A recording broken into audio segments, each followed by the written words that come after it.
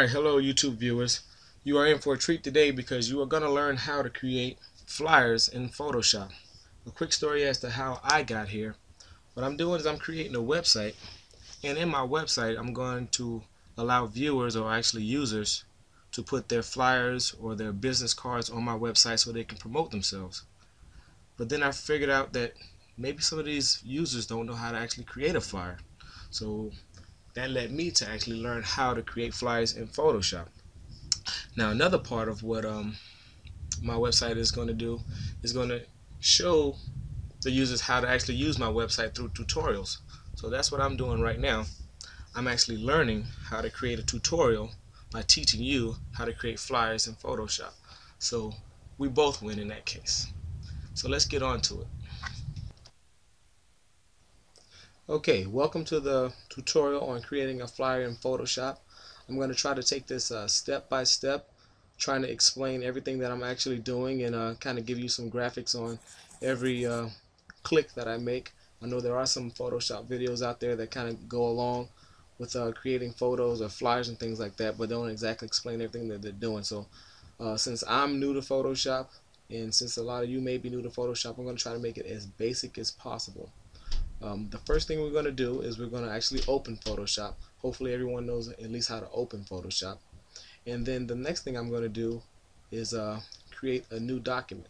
You can create a new document by going up to your file, and you can select new here. Or what I usually do is I press Control N to create a new document.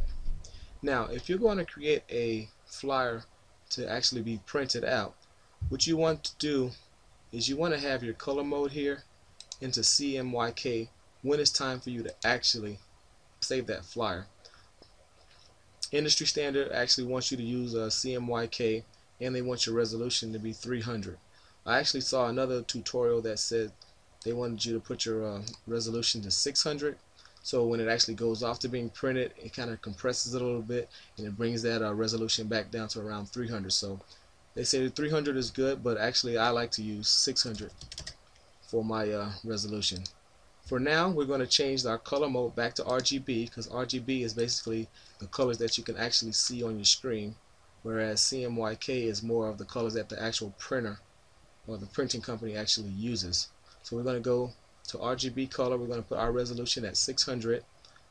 The width of a flyer can kind of change, but we're going to go with a 7-inch width and a 5-inch height. So once we got all that in, we're going to go ahead and press OK. So now that our new document is open, we're going to go to where our photos are that we're going to actually make a flyer with. To do that, you can go up to the top where it says BR. BR stands for bridge. We're going to launch the bridge. Now in bridge, I have several flyers that I've already created, and some of the pictures that I actually use to create the flyer.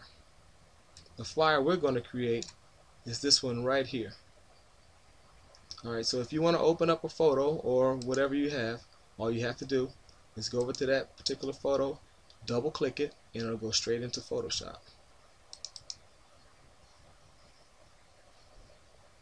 Okay, now this is the flyer that I created. But one secret to this is I didn't actually create this flyer just from scratch. I actually got some inspiration from some flyers that I saw on the internet, and I encourage you to do the same. There's no reason to actually try to reinvent the wheel when there's a lot of graphic designers out there that have flyers already on the internet. So what I did was I downloaded this flyer right here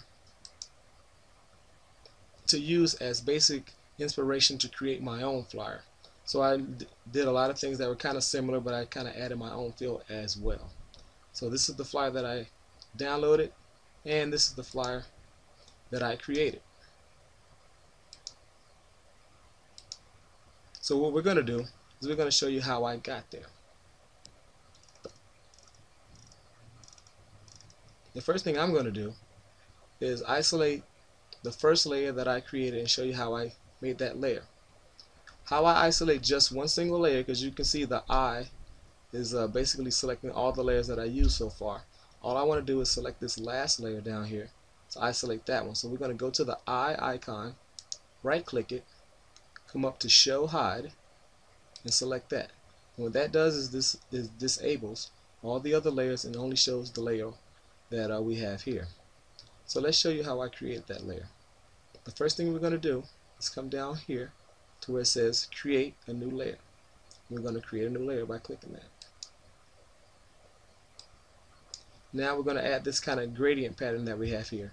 As you can see in my original flyer up here, you can kind of see where it's kind of black right here and it goes to gray about right there, and that's basically what I'm creating, a background that has a little bit of black on it and then goes to gray. So let's show you how I did that.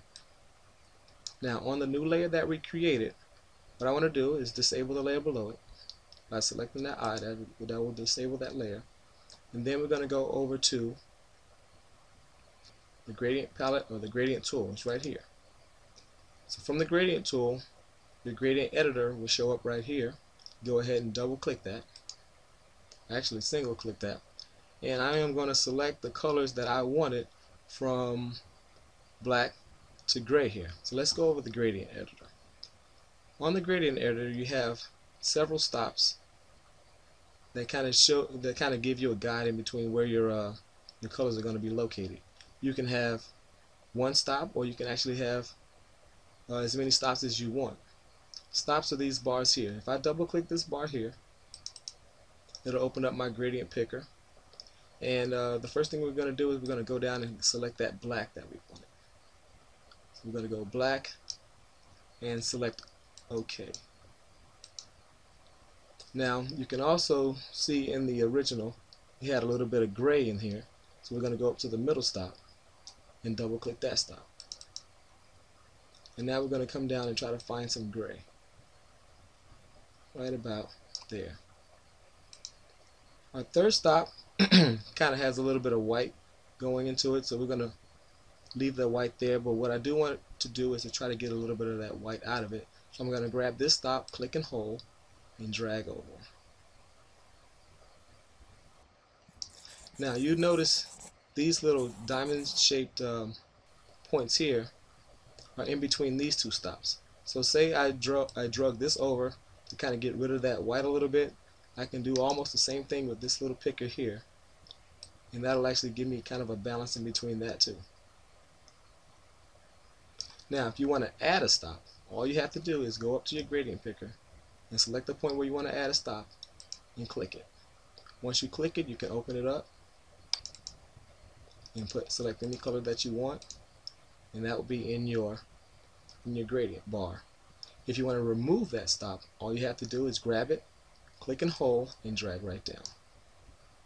As a matter of fact, I think that's what I'm going to do over here, because I don't really see much white in our original background. So we're going to grab that white, click and hold, drag down, so all we really have is black to gray. We're going to slide this over to blend it in a little bit more and select OK. Now the next thing you're going to do when your gradient tool is selected is you're going to click and hold, and you're going to drag right across and release the mouse, and then that's going to give you that background that we got before. This is the original background, and this is what we have now. It is not exactly the same, but it's pretty close. So what I'm going to do now is I'm going to delete the layer below it, since we have our new one. How you delete a layer below it, you highlight it and just press delete. Now what I'm going to do is undo that by pressing Ctrl Z and show you another way to delete a layer. All you have to do is click and hold it, grab it, and then drag it to the garbage can right here. Boom. And that's how you create the background. Now we're going to go on to the next step.